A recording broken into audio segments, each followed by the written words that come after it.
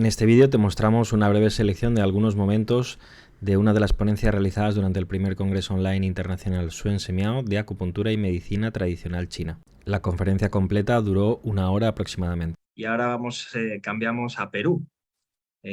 Nuestro siguiente ponente en el Congreso Suen Semiao de Acupuntura y Medicina Tradicional China es Giancarlo Avilés Molinari. Él es fundador de la escuela Xuanwu, practicante y profesor de artes marciales tradicionales chinas bajo el linaje del maestro Roland Chang en los estilos Hungar y Wing Chun.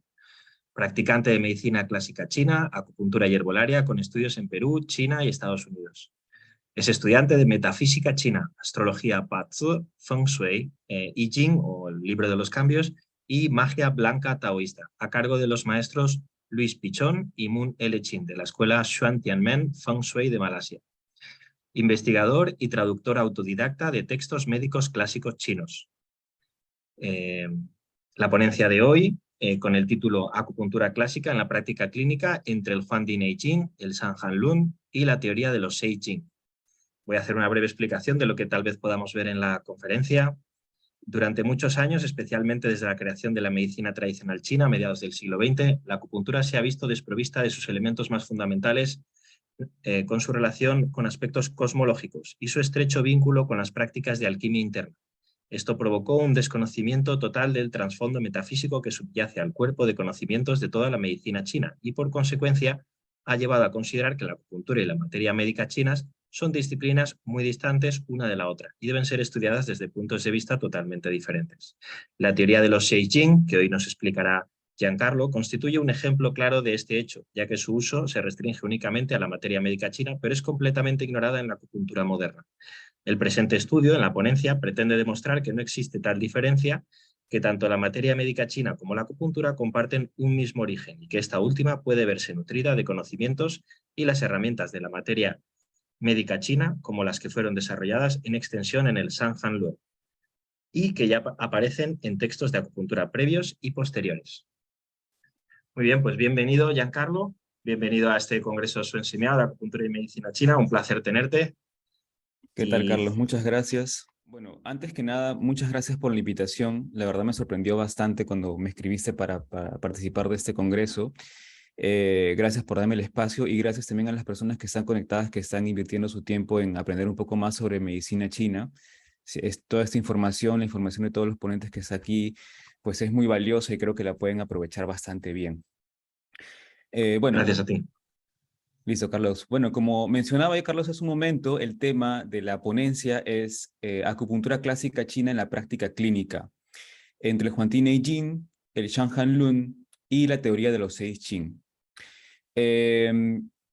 Hay dos textos aquí de los que, bueno, no me voy a extender mucho en estos textos, sino hablarles un poco de cuáles son los puntos en común, que son el Huangdi Neijing y el Shanhan Lun. Ya voy a entrar en eso en un rato, pero que para quienes ya tienen ciertos estudios dentro de la medicina china, pues pueden ser dos textos totalmente diferentes o que pueden hablar de cosas distintas, ¿no?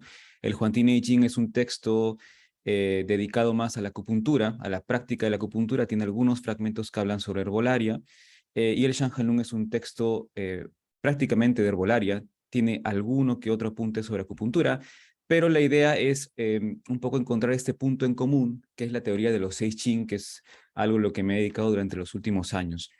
Así que vamos a comenzar con la exposición. Bien. Bueno, ya, este es un poco mi currículum, ya lo mencionó Carlos, así que no los voy a aburrir con esto. Y de hecho quiero ganar un poco de tiempo en la exposición porque hay cosas que son importantes que quiero mencionarles. Pero bueno, voy a pasar a la siguiente diapositiva. Bien, entonces como les mencionaba, ¿no? El Huangdi Neijing es un texto que suele considerarse como un texto quizás muy antiguo, un texto que no puede servir para la práctica clínica moderna. De hecho, si ustedes van a las universidades en China, al menos en los programas de pregrado, no se suele enseñar mucho este texto, se enseñan cosas que tienen que ver más con medicina occidental, más que con medicina china propiamente dicha.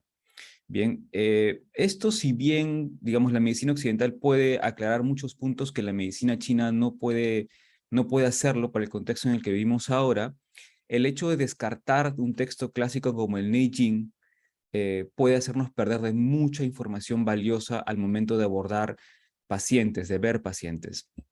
En un momento voy a extenderme más en ese tema como les había mencionado, pero es uno de los textos que he ido estudiando en los últimos años, ¿no?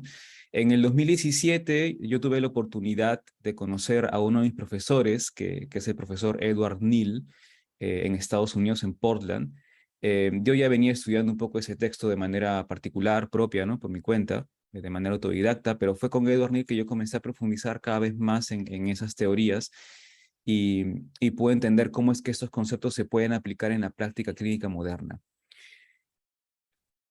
El segundo texto es el texto que les mencioné hace un momento, que es el Shanghai Lun, que es un texto de herbolaria, y es un texto escrito por Chang Chongqing.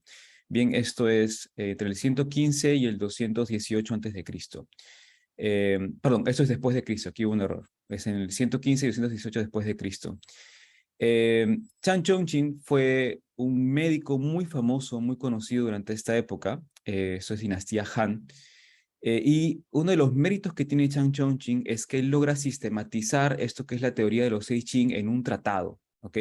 A diferencia del Huangdi Neijing, si ustedes observan, al finalizar la oración de Neijing, que está en chino, tienen un carácter que es el carácter de Qing, así se pronuncia, Qing en primer tono.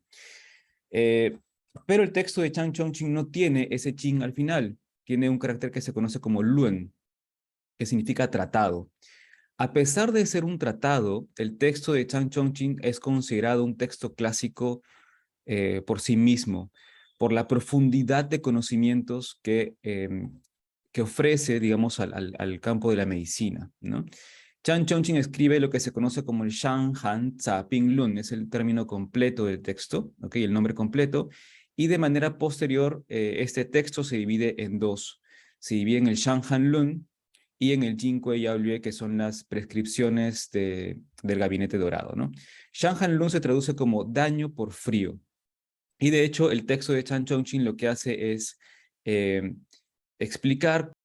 Ahora, antes de pasar a mencionar cuáles son estas 6 conformaciones, esos 6 Jin, que es la teoría que un poco conecta esos dos textos, quiero mencionarles algo que es importante y que yo se lo menciono a mis alumnos desde la primera clase, ¿no? Hay un principio fundamental en lo que conocemos como medicina clásica china, bien, que precede a lo que serían las 6 conformaciones, y es ese concepto de Qin, de conexión, ¿no? Que es el último carácter que estaría dentro de Huangdi Neijing también. Entonces, ¿qué es lo que sucede? La medicina clásica china o la medicina china en sí, más allá de la influencia occidental que tuvo posteriormente, considera que el cuerpo es como un tejido. Bien, todo en el cuerpo está conectado de alguna manera. Esta trama del tejido, bien, con ustedes observan, no sé, bueno, aquí en Perú, por ejemplo, tenemos a las mujeres que están en la sierra tejiendo, haciendo sus telares, ¿no? Y tienen como una máquina grande de madera y van tejiendo de esta manera. Bien, esa trama, ese movimiento vertical del telar, se conoce como chin, ¿ok? Es el entramado, ¿ok? Y la urdimbre del tejido, es decir, lo que va luego de manera horizontal y va dando un poco más de forma a todo el tejido, se conoce como luo. Cuando hablamos de acupuntura, normalmente tenemos, bueno, en la acupuntura moderna se habla de los Qingluo. Me imagino que ya varios de ustedes habrán escuchado ese término, ¿no? Y los Qingluo se traducen como meridianos, ¿ok? Pero el término Qing y Luo, o los términos Qing y Luo, hablan de algo mucho más profundo. Bien, y de hecho, si ustedes observan, ambos caracteres tienen este carácter al costado, que es el carácter de tejido de seda, ¿ok? Y la seda está muy relacionada incluso con la creación del universo en textos antiguos. Pero bueno, el término Qin refleja todo lo que son flujos o tejidos verticales y el término Luo todo lo que son flujos o tejidos horizontales para configurar al final de cuentas un entramado, una tela, ¿no? Algo más complejo. Estos movimientos, en realidad, lo que van a hacer es darle dirección. Hay algunos fragmentos del Neijing, no los he puesto aquí para ahorrar un poco de tiempo y espacio. Hablan sobre que el médico, lo llaman el médico de baja categoría, trata la forma, ¿no? Y el médico de alta categoría trata el mecanismo, y que el mecanismo se enraiza en el Shen. Entonces está este carácter de Qin nuevamente, ¿no? Tienen a la izquierda estos como dos circulitos, ¿no? Que simbolizan las dos cabezas, bueno, las dos hélices del gusano de seda, ¿no? Y luego está expeliendo los hilos de la seda hacia afuera, ¿no? Y al costado tienen la imagen de un río subterráneo. Entonces estamos hablando de un tejido y de cómo estos ríos, que en realidad son agua, los mai son agua, se movilizan por el cuerpo en forma, bueno, de manera vertical o de manera horizontal, como lo había mencionado hace un momento, ¿no? Al final de cuentas, lo que sugiere la medicina china es que todo lo que es bueno, el cuerpo humano en sí se mueve en función a cómo se mueve todo el universo o toda la naturaleza que nos rodea. Entonces, si pensamos en ríos, como les había mencionado hace un momento, los ríos tienen este tipo de movimientos. Es que cuando vamos a ver cómo se mueven venas y arterias, estamos viendo exactamente lo mismo. Solamente estamos trasladando la información del macrocosmos al microcosmos, pero el principio es exactamente el mismo. El cuerpo se mueve en función como un entramado, ¿no? Entre los yin y los luo, ¿ok? Flujos verticales y flujos horizontales. En este caso, los flujos verticales serían considerados como yang, los flujos más grandes, más amplios, ¿ok? Y los flujos verticales más pequeños son los flujos considerados como yin, ¿ok? Si tenemos en cuenta que el cuerpo se mueve como se mueve la naturaleza, entonces el estudio de la naturaleza va a ser tan importante como el estudio de la anatomía humana.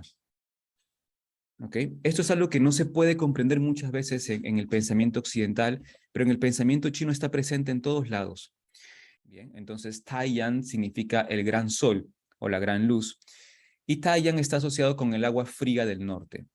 Ahora ustedes dirán, pero ¿por qué Taiyan, que es el gran sol o la gran luz, tiene que ver con el agua fría del norte? Y aquí hay un detalle, solamente el sol es capaz de calentar el agua más fría del cuerpo, que suelen ser síntomas que afectan a la zona posterior del cuerpo. Tenemos el dolor lumbar, si es un dolor tipo de riñón, que se asocia más con Shaoyin, el dolor lumbar va a estar más hacia los extremos de la espalda. Esto conforma después lo que sería el luopan o la brújula que utilizamos en Feng Shui cuando hacemos el análisis de una casa. ¿Bien? Pero este mismo principio, como les menciono, se aplica en la medicina, se aplica en las artes geománticas como el Feng Shui, se aplica en la astrología y tiene también una aplicación en las artes marciales. Con esto ya termino. Esta es la bibliografía que utilizo. Bueno, parte de lo que yo enseño es parte de lo que estudié con mi profesor Eduard Nil también. Lo demás son investigaciones propias, como lo comentó Carlos, yo me dediqué por un tiempo a la traducción, ya no lo estoy haciendo actualmente porque me estoy dedicando cada vez más al Feng Shui, pero me dediqué mucho a la traducción de textos, estudiaba bastante, entonces mucho de lo que ven ahí, incluso en términos clínicos, son el resultado de estudios propios también. Muchas gracias nuevamente, Carlos, muchas gracias a todos, espero que les haya gustado la exposición y que les sirva de algo también a quienes están estudiando medicina china. Muchas gracias a ti, Giancarlo, por tu ponencia. La verdad que es realmente interesante. Y sí, algunos preguntáis por el chat cómo localizar a Giancarlo para aprender. Él es fundador de la escuela Xuangu, la podéis buscar por internet o contactarle y el que quiera más información, pues le podéis contactar directamente a él. Esta ha sido solo una selección de algunos de los momentos de las ponencias realizadas durante el primer Congreso Online Internacional Suen Simiao de Acupuntura y Medicina Tradicional China.